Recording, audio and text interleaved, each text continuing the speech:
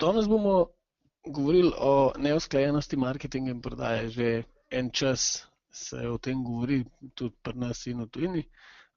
Razlog, zakaj se pogovarjamo o neusklajenosti prodaje in marketinga, je to, da zelo velikokrat dobimo od naših strank nekakšne komentarje oziroma kaj pojamrajo na to temo. Pred dnevi je ena povedala, da je mislila, da so pri njih taki posebni, da imajo s tem težave, ampak v bistvu so kar redke organizacije, ki s tem nimajo nobenih oziroma nimajo večjih težav.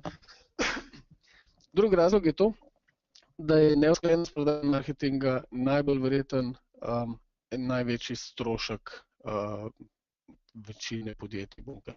Zaradi tega, ker če zaradi neusklajenosti prodaje in marketinga podjetja izgubljajo stranke oziroma ne dosegajo prodajnih rezultatov, kakor bi jih mogli, je to v bistvu največji nek upad v končnih rezultatih podjetja in vsaka izgubljena stranka stane veliko več, kakor pač kjerikoli procesi, ki jih postavite zaradi tega, da oziroma neke aktivnosti, ki stanejo za pridobivanje novih strank. Neusklajenost prodaje in marketinga ni od nekdaj tak problem, kakor je danes. V bistvu včasih so zadeve laufale čisto normalno, zdaj nekje v zadnjih 10 letih pa bomo še razložili, zakaj smo pa prišli do tega, da se med sabo zmeraj bolj grdo gledajo in da takrat, ko se v firmi konec leta, na začetku leta pogovarjamo o rezultatih, je kar nekaj, bom rekel, slabe krvi med njimi. Če vprašate marketingaše oziroma prodajalce, kaj si mislijo o tem drugem oddelku, boste ponavadi takrat, kadar pač verjamejo, da jih noben ne bo slišal, dobili nek približen ta dva odgovora. Prodajalci marketing vidijo kot neke rahlo zmedene ljudi, ki imajo kreativne delavnice in se igrajo in se pogovarjajo o tem, kakšne barve bo naslednja brošura. Ukvarjajo se z CGP-ji in nekimi takimi inovativnimi, kreativnimi, oglasnimi pristopi. V bistvu imajo pa pač prodajo občutek, da to čisto nič ne vpliva na rezultate podjetja, na to, kako oni delajo, na to, kako lahko zagotovijo neke prihodke, ki jih šefi od njih zahtevajo.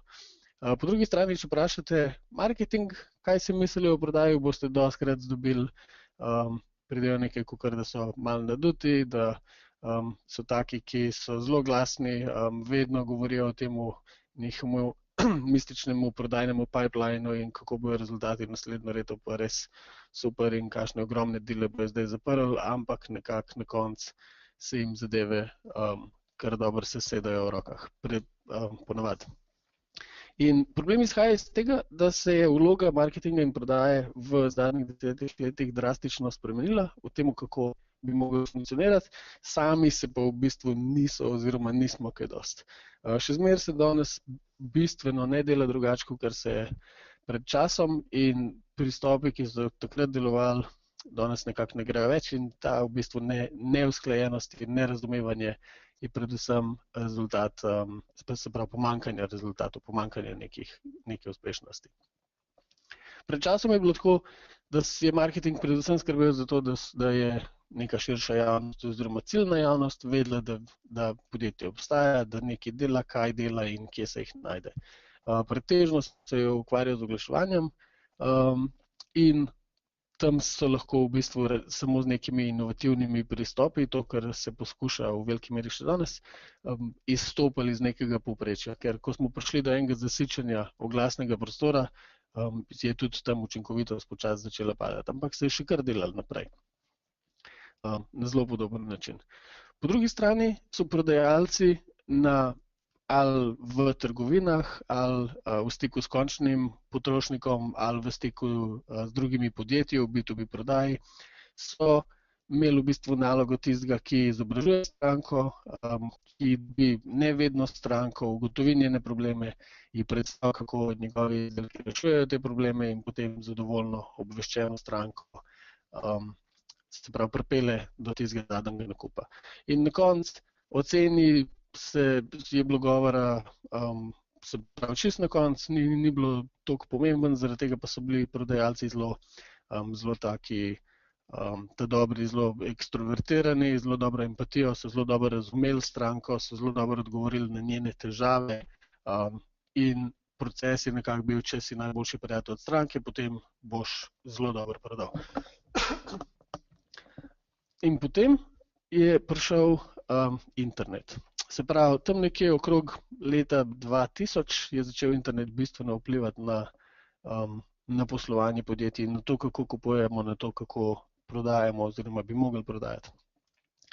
Tole je graf, ki kaže število websajtov na svetu, mečkani približek, ampak kar natančen, in kako se je povečevalo čez leta. Se pravi, ta modra črta je rast števila spletnih mest. Graf niti ne upošteva tega, da so websajti tudi vedno večji, da je na njih vedno več informacij. Graf se konča tudi leta 2012, ampak rast eksponentno še narašča. Tako da si v bistvu, če bi dal še 2 leti zraven, bi bil prikaz tega po mojem tudi že zelo majhen, ker bi šla črta v neke neskončno visoke številke. Kar je to prineslo, je to, da mi ne rabimo več prodajalca, zato da pridobimo informacije o tem, kaj bomo kupili kot kupci. Podjetja ne rabijo spraševati prodajalcev, kakšne izdelke imajo, kakšne vrste izdelkov obstajajo, kako jim lahko kaj pomaga. Podjetja ne rabijo v marketinških nekih oglasih gledati, kjer nagrade je neko podjetje prodal, dobil, zaradi tega, ker se to še zmeraj upoštevajo, ampak se veliko bolj naslanjajo na primerjalne ocene, ocene drugih, neskončne vire internetnih informacij. In prišli smo od tega, da kupci sami že 70-75% informacij, ki jih potrebujejo za nek nakup, dobijo online, preden naredijo tisti naslednji korak in se sploh z nekimi ponudniki začnejo pogovarjati. Bistven vpliv na to smo rekli, da je neskončna količina informacij, ki je na internetu, in tole so številke, meni se iz leta 2013, ki indicirajo, kaj se na internetu zgodi v 1 minuti. V 1 minuti je ali je bilo v 1 minuti ali pa v 1 uri? Meni se zdi, 1 minuti, ja. Je na YouTubeu objavljenih 72 ur novega videa. Na Googlu se vsako minuto naredi 2 milijona novih iskanj, pošlje se 204 milijone e-mailov, na Pinterestu, ki je eno od tistih sekundarnih socialnih omrežij, dobijo 11.000 novih uporabnikov v 1 minuti. Amazon v 1 minuti naredi $83,000 prodaje. Se pravi, količina informacij na internetu je neskončna in vsak dan raste eksponentno in vedno manj imamo potrebe potem, da se obračamo na ponudnika nekih storitev ali izdelkov, bomo boljše razumeli svoj nakup oziroma svojo potrebo.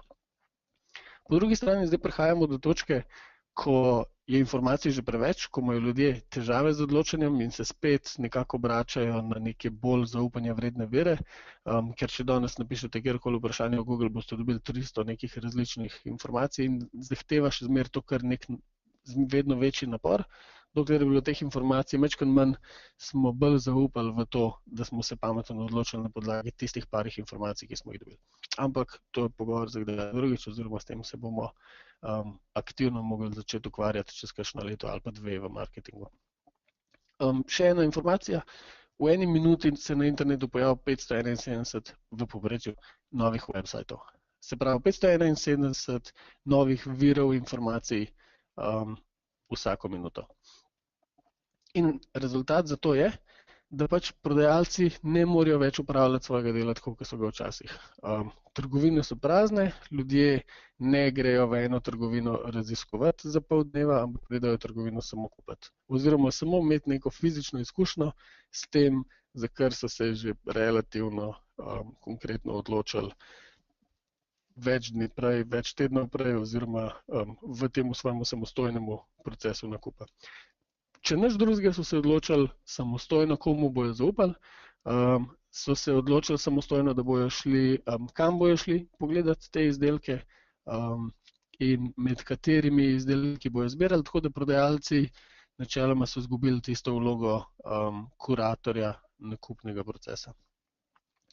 Druga stvar, ki se je zgodila, je to, da smo ratali neskončno odporni tudi na oglasni marketing. Zaradi tega, ker vsebine, ki jih gledamo online in offline, kadar se odločamo o nekem nakupu, pričakujemo vsebine, ki nam bodo pomagale pri tej odločitvi, ne pa nas samo obveščale, kdo nekaj dela in kaj tam imajo. Se pravi, tole je slika najbolj popularnega plugina za internetni brskalnik. Od zadnjič, ko sem jaz gledal tole številko, mi je blokiral približno 25,000 oglasov in to je bilo, meni se zdi, dober mesec nazaj.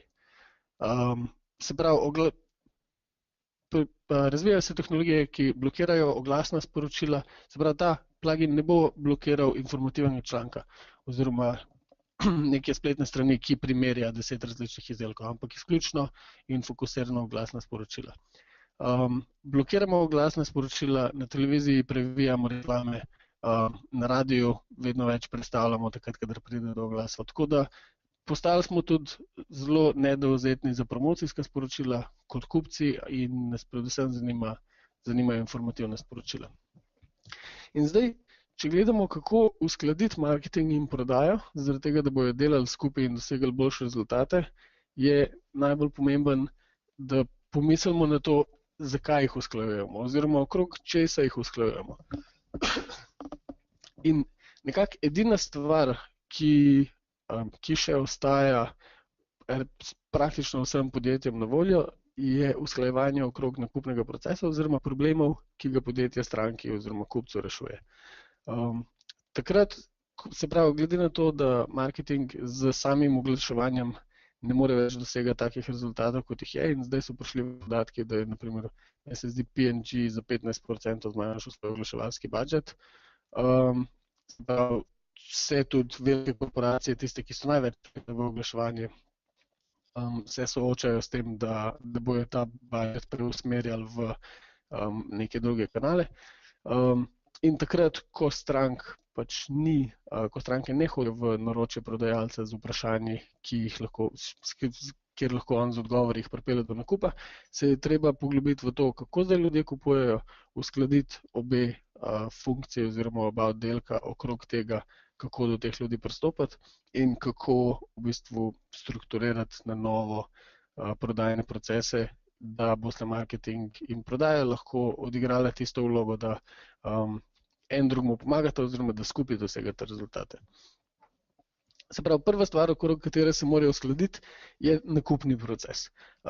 Tole je en primer iz današnjega bloga tudi, če pogledate, kako se neki sedeži otroški za avtomobile prodajajo in vprašate povprečnega prodajalca, koliko dolg je prodajni proces za tak sedež, bo povedal, da je nekih 15 minut. Prodajni proces je približno 15 minut v trgovini, kamor stranka pride in tam se odloča predvsem glede barve. Mogoče hoče zadeve še malo prijeti, ima občutek, da so dosti trdne, ampak prebrali so 100 nekih uporabniških testov, primerjav, gledali različne izdelke, ki se da kaj dobiti.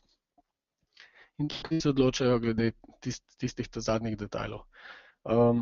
Nakupni proces enega takega sedeža dejansko traja nekih 6 mesecev. Od prvega ultrazvoka nosečnice, ko zvejo, na kjer datum bojo dobili otroka, zvejo tudi rok, v katerem bo potreben nakup enega takega izdelka, ker danes vsaj v Sloveniji ti iz porodnišnice otroka ne pustijo odpeljati, če nimaš avtosedeža za dojenčka.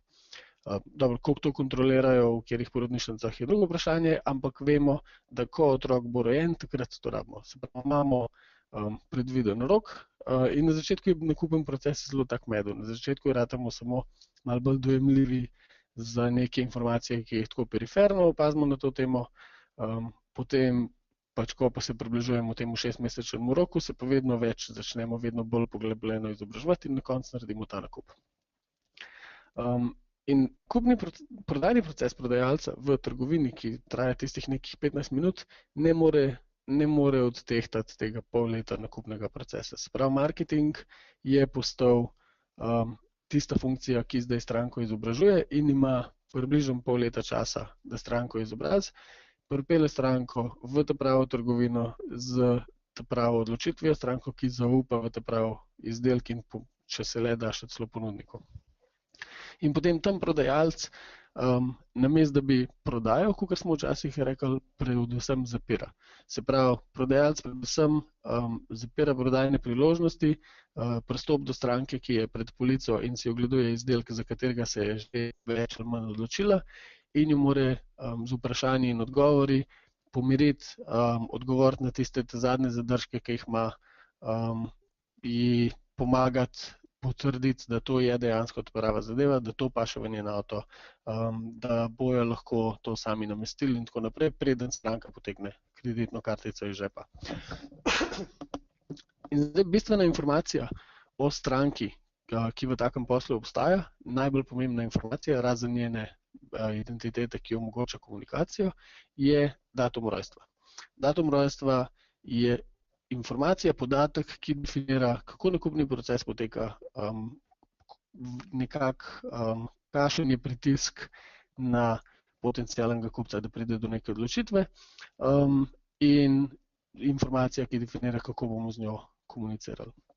Če pogledamo, na primer, daleč največji website, ki prodaja in informira predvsem in prodaja nosečnicam, mladim staršem in staršem majhnih otrok, boste videli, da razen informacij, ki so tam v bistvu nekako izobraževalne narave, in ta website je 80% website je izobraževalne narave ali pa še več, da se fokusirajo na dve informacije, ki jih poskušajo dobiti od obiskovalcev, od potencialnih strank, ki jih bo potem marketing obdeloval.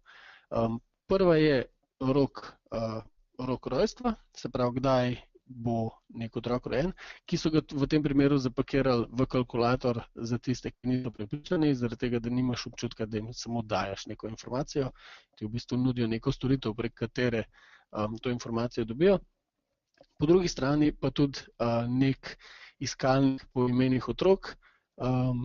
Ta druga informacija je pa za marketinško komunikacijo v tem primeru zelo pomembna, zaradi tega, ker na podlagi tega se definira, kakšne barve oglase oziroma e-maile boste dobivali. Se pravi, če vam bojo v tistem mesecu dveh pred datumom rojstva začeli ponujati vozičke, če ste iskali pretežno moška imena, vam bojo kazali modre slike, ne pa roza.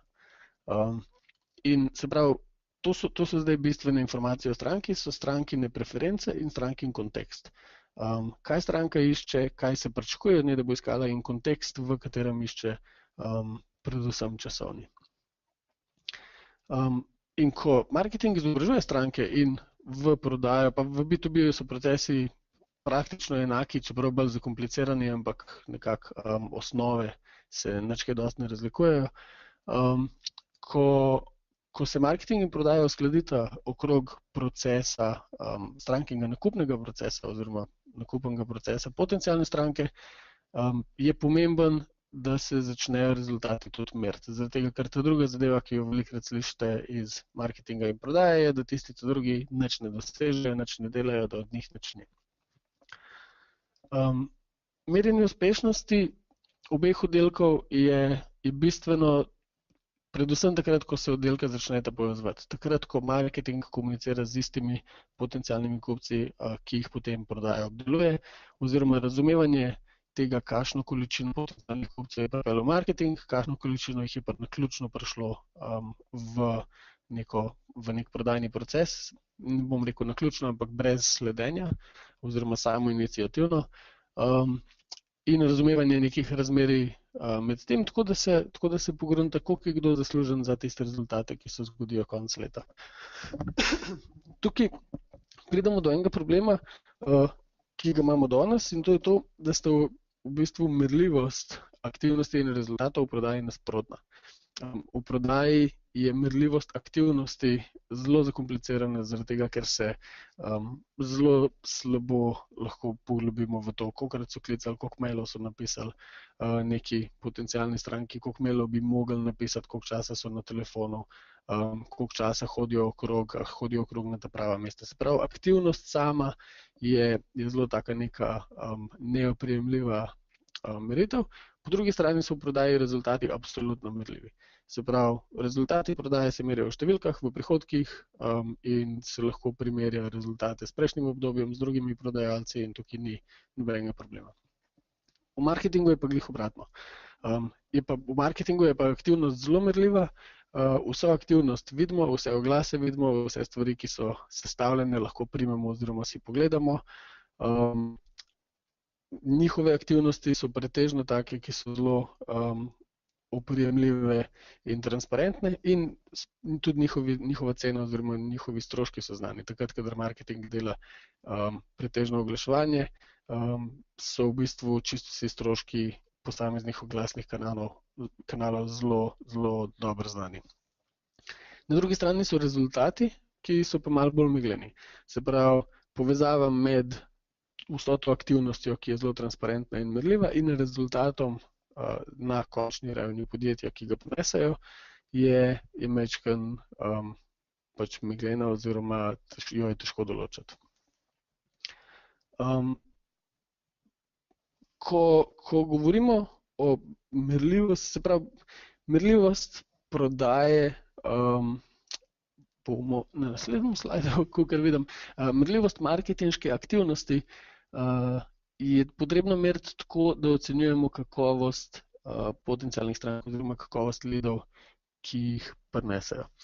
Se pravi, vse te akcije, vse te oglasne kampanje, vse te neke vsakodnevne aktivnosti na koncu morajo pripeljati do tega, da so pripeljali določeno število in določeno kakovost potencialnih kupcev v stik s podjetjem oziroma v prodajni proces.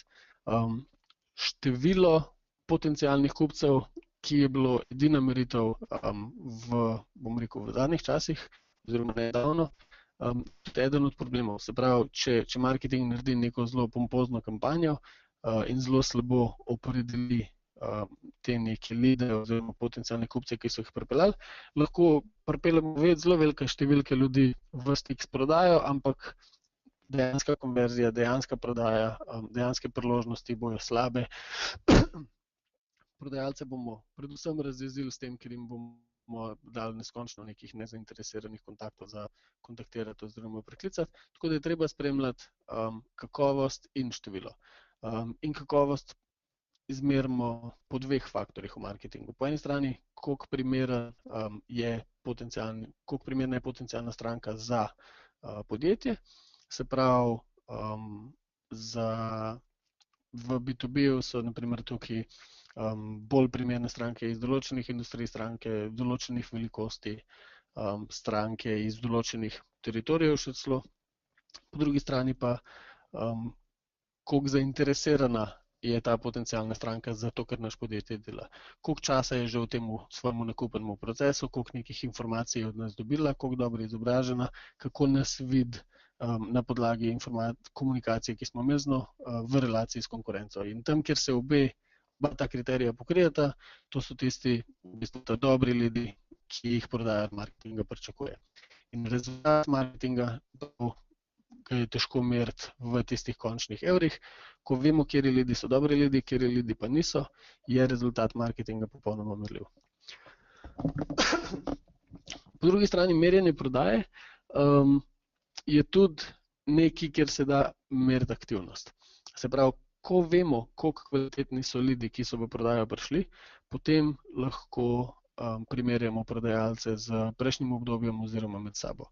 Ko vemo, ko so ljudi ocenjeni po interesu in po pripravljenosti, po neki ustreznosti, ko so razdeljeni med prodajalce in jih označimo z določenimi stopnjami kvalifikacije, se pravi ustreznosti, potem lahko gledamo, kateri prodajalci so uspešni pri ustvarjanju in zapiranju priložnosti, kateri pa manj uspešni. Dokler nimamo kakovosti leadov razdeljene, lahko kadarkoli prodajalci rečejo, pač vse te leade, ki ste mi prejšnji mesec poslali, te leadi so bili slabi. In šele takrat, ko se dobro zavedamo kakovosti leadov, lahko uskladimo tudi, se pravi, marketing in prodajo na merjenju uspešnosti, da vsak oddelek prevzame odgovornost za to, kar mora ustvariti. Marketing prevzame odgovornost za potencialne posle oziroma za priložnosti. Prodaja prevzame odgovornost za konverzijo tega v prihodke in tukaj so potem stvari veliko bolj transparentne in veliko manj konfliktov in veliko manj nerazumevanja glede tega, kdo, kateri drugi pa nič ne delajo in nič od njih ni. In še tretji steber, ki pa v bistvu ga ta prva dva kar vsiljujeta, če se hočemo osredotočiti na nakupne procese posamezne stranke, če hočemo zelo dobro ocenjevati, koliko dobro stranko potencialno je marketing pripeljal v prodajo, če hočemo ocenjevati, ali bi nek prodajalec v bistvu mogel iz neke stranke ustvariti priložnost oziroma prihodek, ali je bila tista stranka pač ni bila stranka oziroma je bila izgubljena, zato rabimo ogromno podatkov. Rabimo ogromno podatkov o stranki, o njihovem kontekstu, se pravi o tem, kdo so, kakšni so, koliko jih zanima in v primeru tistega vozička, kdaj jim je zdravnik povedal rok. In te podatke, ki jih v bistvu ustvarja marketing čez ustvarjanje vsebin in čez sledenje aktivnosti stranke v tem dolgem nakupnem procesu, je potem treba dostaviti, najprej jih je treba strukturirano obravnavati in jih je treba dostaviti tudi v prodajo. Se pravi, marketing in prodaja, če se ne uskladite okrog tehnologije, ne morete vzpostaviti nekega usklajenega procesa okrog nakupnega procesa, ne morete vzpostaviti merjenja uspešnosti, zaradi tega, ker ne morejo ocenjevati kakovosti leadov, oziroma ne morejo objektivno ocenjevati kakovosti leadov in postavljati nekih objektivnih ciljev in objektivnih pričakovanj. Zaradi tega je potrebno tudi neka tehnološka uskladitev, da ko se neka potencialna stranka premakne iz zgodnjega nakupnega procesa oziroma sredine nakupnega procesa iz marketinške obdelave v prodajno obdelavo, da z njo pridejo tudi vsi podatki, ki jih v tej stranki imamo, vse interpretacije teh podatkov, ki jo označujejo kot majhno, veliko, pripravljeno oziroma neko, ki je še v pripravi. In če hočemo doseči to, da bodo prodajalci marketing videli kot neko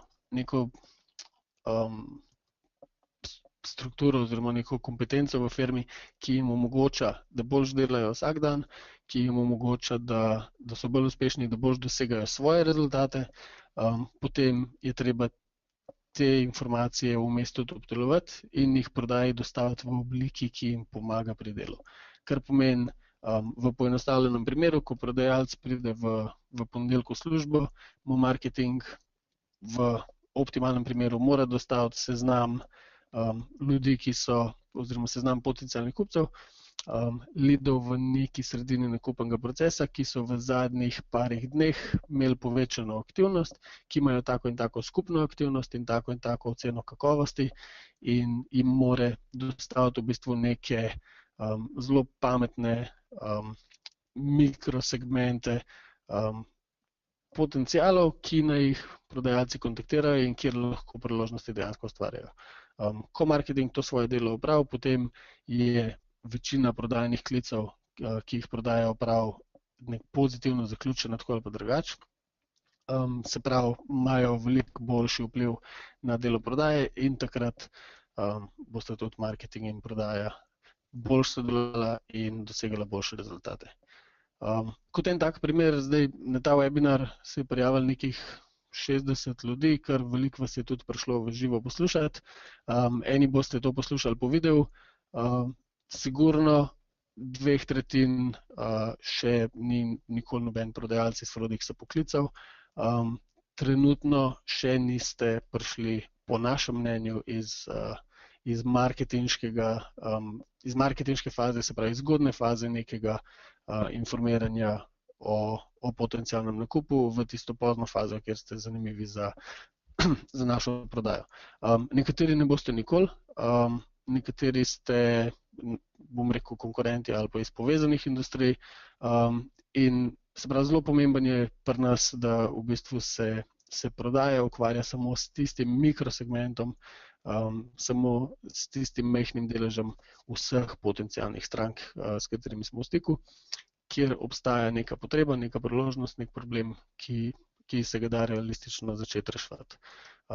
Če potencialno stranko, ki kupuje sedež za dojenčka, če jo pokličete 3 mesece prezgodaj, ste zapravili čas za telefonski klic. Če jo pokličete en teden prepozen, ste izgubili prodajno priložnost.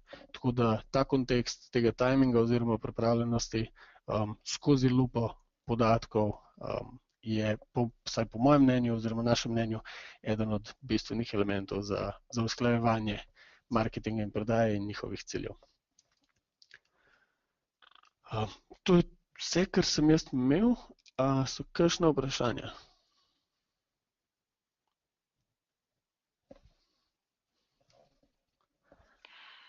Ok, če ni vprašanj, ali pa če ni vprašanj na tej točki, jih še vedno lahko pošljete ali na Fedijev mail naslov, ki ga že najbrž poznate, fedja.hastja@afnafrodix.com ali na office@afnafrodix.com. Fedja je med webinarjem omenjal tudi zapis na našem blogu, najnovejši. Vabljeni k branju, če si ga še niste prebrali. Sicer pa vabim tudi na naslednji webinar, naslednji četrtek, z nami bo Darja Virjant. To pa je zaenkrat to. Lep četrtek in lep vikend vam želim. Adijo.